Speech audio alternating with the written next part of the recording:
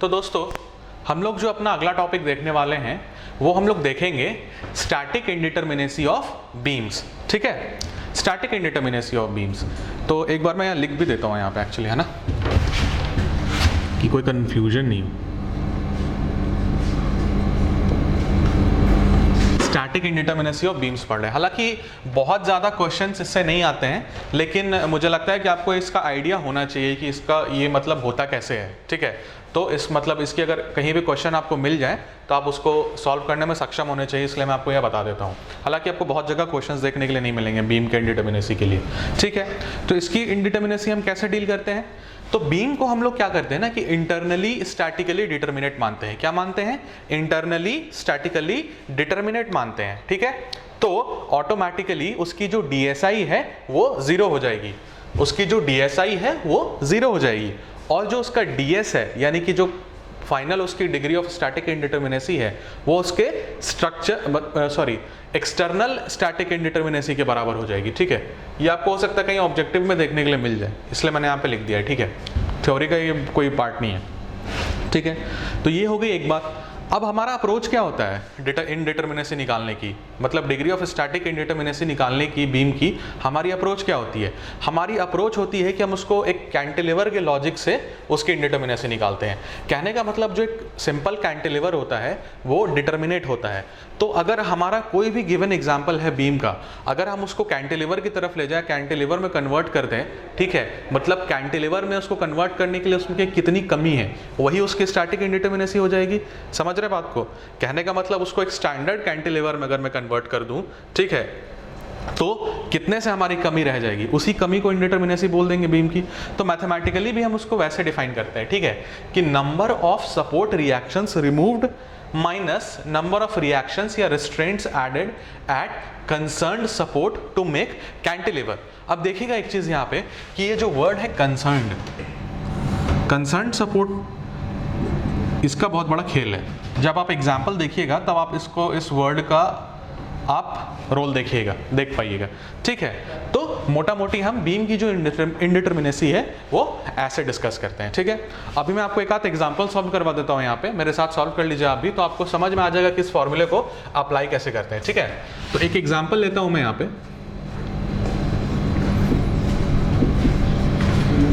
ठीक है, एक एग्जाम्पल लेते हैं। कुछ इस तरीके से हमारी बीम है, एक रोलर लगा देते हैं यहाँ पे, एक और रोलर लगा देते हैं,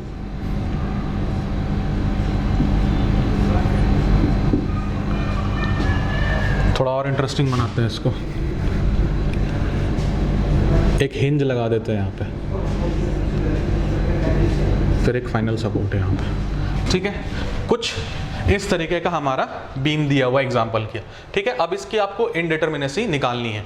ठीक है, तो इसकी इंडिटरमिनेसी कैसे निकालेंगे इस फॉर्मूले को यूज करके?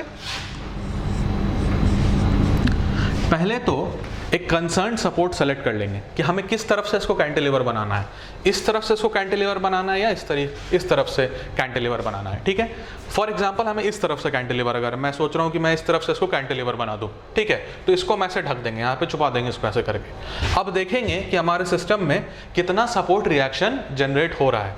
तो इसके लिए एक सपोर्ट रिएक्शन जनरेट हो रहा है, इसके लिए एक सपोर्ट रिएक्शन जनरेट हो रहा है। टेबल आपको मैं बोला था याद करने के लिए, तो आपको जिन जिन लोगों को टेबल याद है फिक्स मतलब टाइप्स ऑफ सपोर्ट वाला, उनको बहुत आसानी से यहाँ पे कैलकुलेट हो जाएगा। और इसके लिए 2 रिएक्ट यहाँ पे जनरेट हो रहा है। ठीक है, तो टोटल कितने सपोर्ट रिएक्शंस हमें रिमूव करने हैं सिस्टम में? 4 सपोर्ट रिएक्शन हमें रिमूव करने हैं। ठीक है, अब देखिए कि इसको हमें क्या करना है कि हमें फिक्स्ड बनाना है। कैंटिलीवर में हमारा एक एंड फिक्स्ड होता है, कहने का मतलब कुछ हमें इसको इस चीज में कन्वर्ट करना है, इस चीज में कन्वर्ट करना है। तो इसके अपने ऑलरेडी 2 रिएक्शंस हैं, एग्जिस्टिंग रिएक्शंस हैं। अगर इसमें एक और रिएक्शन हम ऐड कर देंगे तो ये कुछ इस तरीके का बन जाएगा। कहने का मतलब हमें कितना, एक ऐड करना पड़ेगा इसके लिए, इसको फिक्स बनाने के लिए। ठीक है, एक तो इसके लिए आ जाएगा, और एक और देखिएगा कि हमारे यहाँ मेंबर डिसकंटिन्यूअस है, यहाँ पे एक हिंज लगा हुआ है। ठीक है, तो इसको हम कैसे करते थे, इसको m-1 वाले से कर देंगे। m क्या है? नंबर ऑफ मेंबर्स ज्वाइंड, ठीक है, यही होता था। तो यहाँ पे m क्या हो गया आपका, नंबर ऑफ मेंबर्स ज्वाइंड। तो m अगर आपका यहाँ पे क्या है, यहाँ पे 2 है, 2 मेंबर ज्वाइंड है इनसे, तो ये 2 - 1 1 हो जाएगा, ठीक है। तो इसको रिस्ट्रेन करने के लिए एक यहाँ पे चाहिए हमें और एक यहाँ पे चाहिए, 2 रिस्ट्रेंट्स चाहिए, ठीक है। कुछ इस तरह की हो जाएगा, हमारा बन जाएगा। तो ये आ जाएगा 4 - 2 = 2। हमारी डिग्री ऑफ स्टैटिक इंडिटरमिनेसी इस बीम की आ गई 2, ठीक है, कोई दिक्कत नहीं है। एक और एग्जांपल देख लेते हैं इसी टाइप का, सिमिलर टाइप का।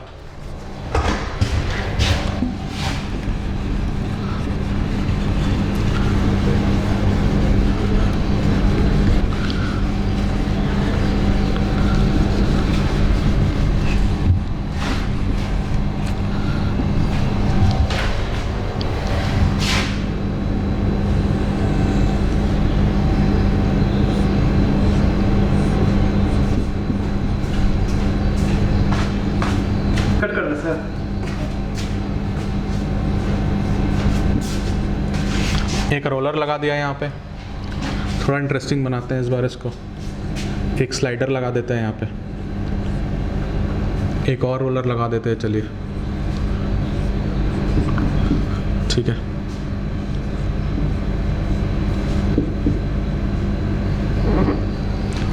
ठीक है, कुछ इस तरीके का एग्जाम्पल है हमारा।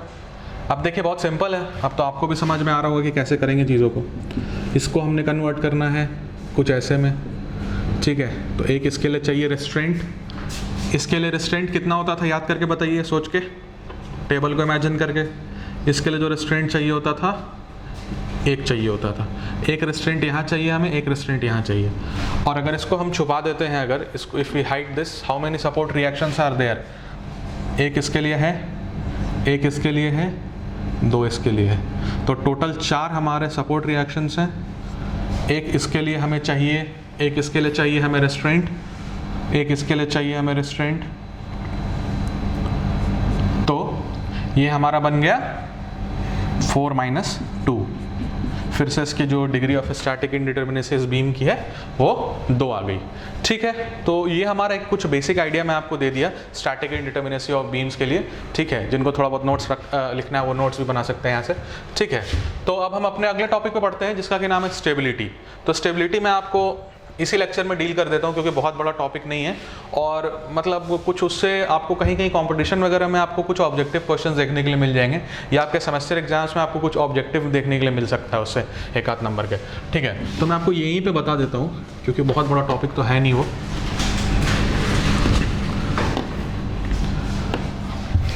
ठीक है, तो हम लोग देख लेते हैं स्टेबिलिटी क्या है।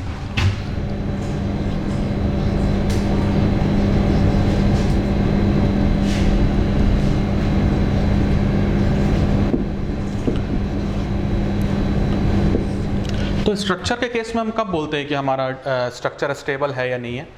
अगर किसी भी तरीके का लोड अप्लाई हो रहा है स्ट्रक्चर पे, ठीक है, किसी भी तरीके का लोड अप्लाई हो रहा है और स्ट्रक्चर में मूवमेंट नहीं आ रही है, ठीक है। देखिए डिफ्लेक्शन हो सकता है, डिफॉर्मेशन हो सकता है, लेकिन मूवमेंट नहीं आनी चाहिए स्ट्रक्चर में, ठीक है। अगर वो मूवमेंट आ रही है स्ट्रक्चर में तो हमारा स्ट्रक्चर स्टेबल नहीं कहलाएगा, ठीक है। तो इसी चीज़ को मैं यहाँ पे लिख देता हूँ। इफ ऑन applying load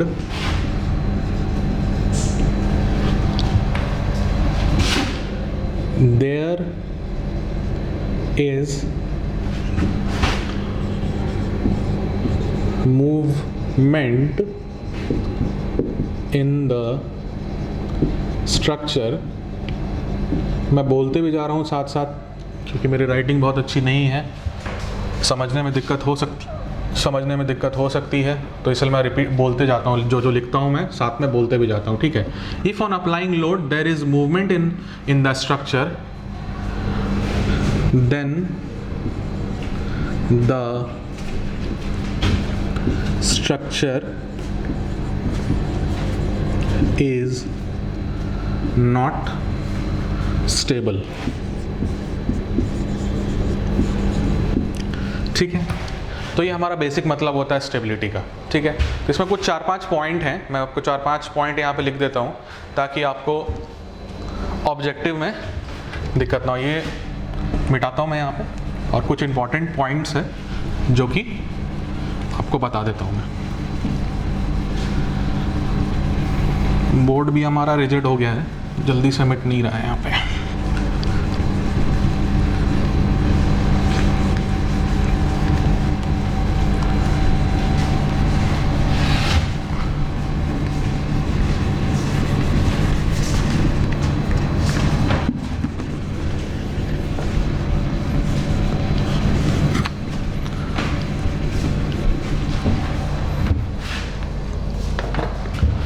ये कुछ इंपॉर्टेंट पॉइंट्स हैं।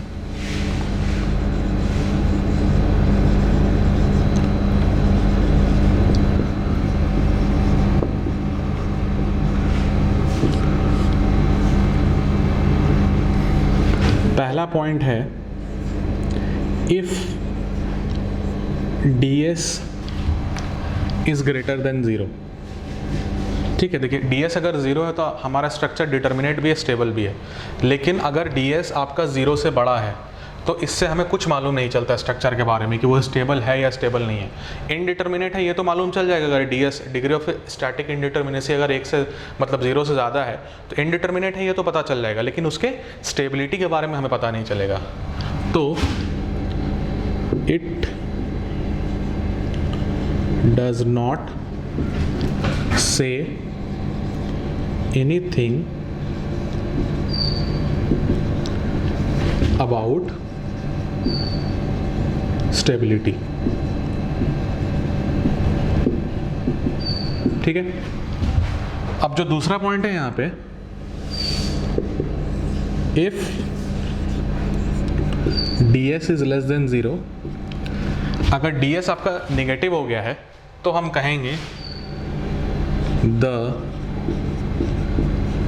structure is unstable। ठीक, उसी तरीके से if DSE is greater than 0, it doesn't say anything about stability. ठीक है, चौथा पॉइंट है यहाँ पे, अगर DSE लेस देन 0 हो गया, the structure is externally unstable.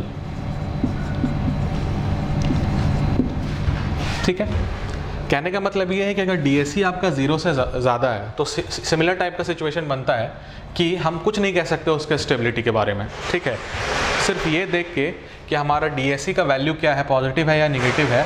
अगर पॉजिटिव है तो हम कुछ नहीं बोल पाएंगे उसके स्टेबिलिटी के बारे में, लेकिन अगर नेगेटिव हो गया तो हम कहेंगे कि the structure is externally unstable. ठीक है, इसमें आखिरी पॉइंट जो है वो है, if DSI greater than 0, DSI less than 0, it doesn't say